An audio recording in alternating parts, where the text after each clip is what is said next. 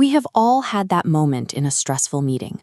A comment is made, your pulse spikes, and before you can stop yourself, you deliver a sharp, defensive reply that you immediately regret.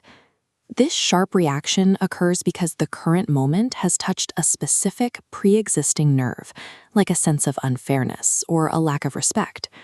Over the next 6 minutes, we are going to build a personalized, tangible trigger management action plan so you can catch those nerves before they dictate your behavior.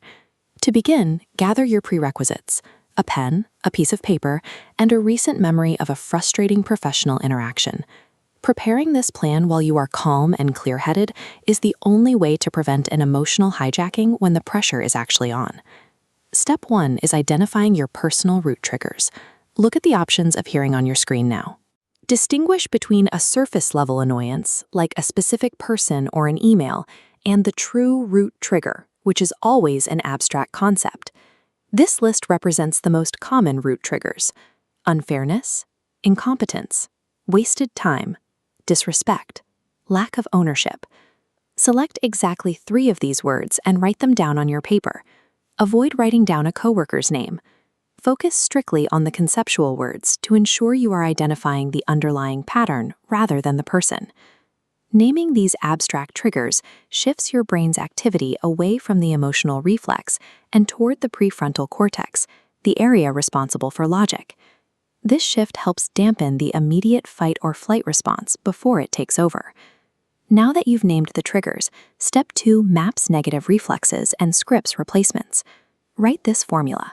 When triggered by blank, I tend to blank. Fill the first blank with a root trigger, like people jumping to conclusions. In the second blank, admit your negative reflex, such as become sharp and over-explain. Finally, cross out that reflex. You will replace that old habit with a pre-planned neutral phrase. For this specific trigger, a thoughtful replacement would be, let's slow down and look at what we know so far.